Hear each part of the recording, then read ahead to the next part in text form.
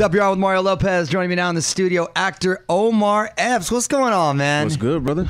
I was just tripping out how you look exactly the same since the first time I seen you. I keep all this shaved because it looks like Santa down here now. Oh, really? Are you having to paint? It's a little brush up here. I'm not going to lie. I'd be looking like Anderson Cooper if I didn't paint. Seriously. So I'm going to try to keep that up as long as I can. Yes, so sir. Congrats. Season 3 of Shooter kicks off this week. I've heard a lot of good things about the show. You got great people on the cast, too, and great people behind it. Where is everyone as we get back into it? This season picks up. We pick right up from the end of season 2. So, the end of season 2, Bob Lee had just gotten kidnapped by Solotov and he'd been shot or something like that. So it picks right back up. Got it. So we're just on the mission. And my character last season, he basically lost everything that he loved. So this season, he's just out for vengeance. Well, are they on opposite sides this season? And as far as with Bob Lee, and is it a direction you saw it going, or?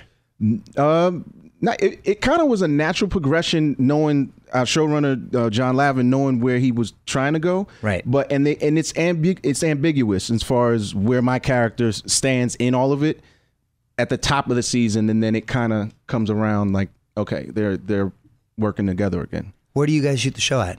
We shoot it out here, Santa Clarita. Oh, so you managed to stay local? Yeah. That's rare. So we're like all over, man. Like we'll be up in Palmdale, Lancaster. Yeah. Places I'm just now discovering. Yeah, right.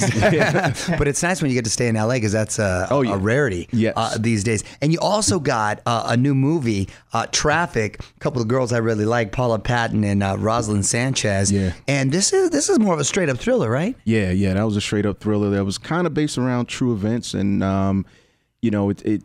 I described it as it's kind of like 3 movies in one. It starts out as like this romance that turns into a intense suspense thriller that then turns into a horror movie. Ooh. Because it's the backdrop of the film is human trafficking. Right, which is a real deal. Which is a real deal. That happens right now. Yeah. And this is very cool. I was not aware of this. You've got this cool looking memoir that you just released. It's called From Fatherless to Fatherhood. Yeah. That's a powerful title. What inspired you to write this? Yeah, thank you, brother.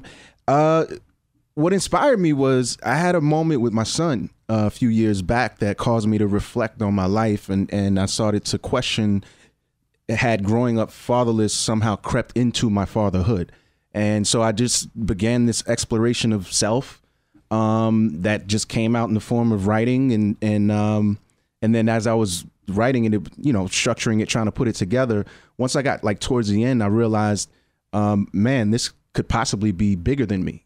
This could possibly be used as a tool for inspiration, possibly even a tool for guidance. So I'm really proud of it and happy to get it out there to the people. What was the moment with your son? Did he ask you a particular something? No, it was one of these moments that I'm sure you've had. I worked a 14-hour day. I was tired as all, and I just wanted to veg out on some CNN and then go to sleep. And he was really young at the time, and wifey was like, hey, he's still up, and I'm just like, all right, up, like I'm tired right now. And in my mind, I thought, at least I'm here. Right. You know what I mean? You're present. I'm here. And I just stuck on that thought. Like it kept echoing because obviously I love my kids. Right. But I was just like, man, how could I even think something like that? And so that's how the journey sort of began. I get it. And I have been there. Right. You got it. Yeah. And and unlike you, because you're so young, I'm older when I had my kids, so the energy level drops. So one of the things about having kids young is that you keep up with the energy. Was it a tough transition growing up without a dad to becoming a dad, like not having necessarily a blueprint, if you will? Right. Yeah, it was tough in its own ways, but as I explained in the book, I did have, my mom is incredible, phenomenal woman, my superhero still to this day. So that's awesome. I wouldn't be here without her, but I did have some really solid father figures in my life, if you will, but parenthood is ever changing, like life is. Like it goes in phases, just like life does, just like now my oldest kid is 19. I'm like, hey, all right, here we go with this chapter, so I think like, that's true. You're always learning too. You're always learning. And especially if you have more than one kid, because they're different personalities and different people. So you got to deal with them differently. So for me, I don't think in that regard, I had any challenges more than anyone else other than not having a father or a blueprint per se. But to each his own. I think, you know, everyone's blueprint will be their own. You can take the good from someone else's, but your connection with your kids is unique. So you kind of got to, you know, make your own blueprint at the end of the day. There are no rules. Yeah. How would you describe your style of fatherhood? Oh man, I think of myself as a cool dad. Like sometimes, you know, my kids are like dad, and then other times they're like dad. Like, you know, those two. You know. But we got a pretty creative household. But I will say this, like I'm very forthcoming with my kids. Like I'm not one of those, you know, I know it all and I got it figured, you know, because I'll tell them all the time. I'm like, hey, you know, even with the age thing I just said, I'm like, look, I've never been father of a 19-year-old. I don't know. I'm figuring this out just like you are. And it you know, just to humanize myself and how they look at me. Like, you know what I mean? I'm gonna make mistakes too, guys. Like it's all good, but you know, we work through them together. That communication is so important. You're right, man. That sounds like a great read, man. Good for you. And this is a fun fact. You work with Tupac, obviously the movie Juice, but your wife worked with Biggie, singing on the hook on Juicy. That's cool, man. Yeah. That's cool. Whose music gets more love in the house?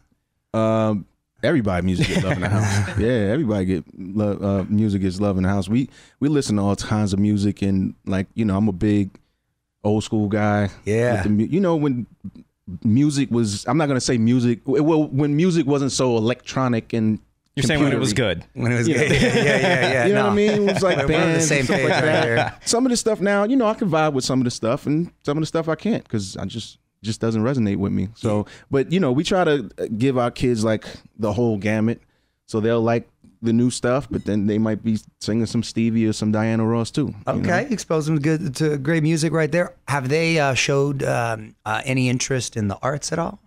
Well, my oldest wants to be an educator. My youngest girl, she's like triple threat. I'm like, you sure? She's like Beyonce 2.0. I'm like, oh, okay, those some big shoes to fill. And then my youngest, our son, I don't know. I think he wants to be an engineer because he's really into like building stuff and building rolling coasters. But you know, we'll see. Well, they all seem to have a good head on their shoulders, man. Yeah. Before I let you go, I'm gonna put you on the spot. Quick questions, quick answers. All right. Current song obsession. Current song obsession. Oh wow, I just had like 5 of them go through my head. Sorry, I'm trying to catch one. Well, I don't. Maybe album obsession. Can I switch to that? Sure. Daytona. Okay. Rocking with that right now. Pusha T. Last show you binge watched.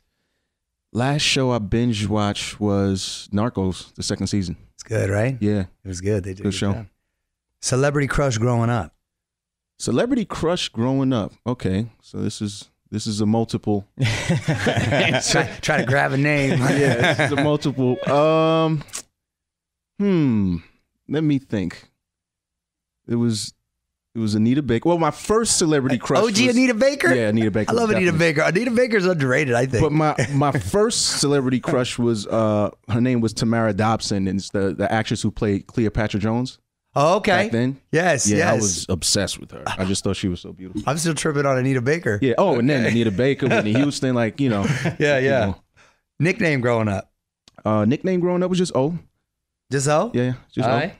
Time travel destination. Like you can go anywhere for like a week. Wow. Time travel?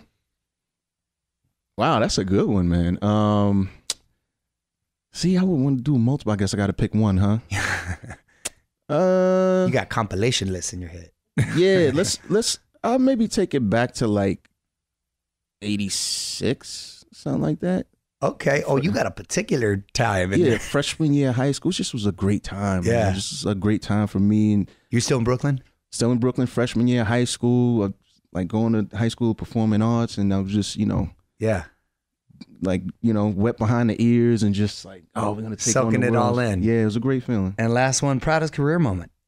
Proudest career moment. I don't, you know, honestly, bro, I don't have like one thing. Like for me, it's all, the best way to describe it is like it's pieces of a mosaic. Mm-hmm. You know, like I'm just proud of it all. You know, because each moment has served its own purpose, like this moment. And they're all special. And they're all special. Yeah. You know what I mean? So for me, it's more about the whole thing. Right. And at the end of the day, hopefully, you know, artistically, you know, leaving a legacy that can touch people. Right. And the fact that you've been consistent in a very tough business. That's awesome right there. As have you. Thank you, sir.